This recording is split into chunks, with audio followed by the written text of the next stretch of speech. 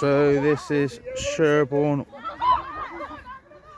women's team training on a Wednesday evening on the training area. As you can see, they're having loads of fun,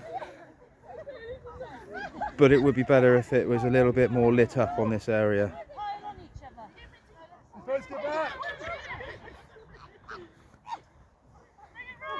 So yeah, this is a Sherborne Rugby Club women's team on a Wednesday evening training in not amazing light.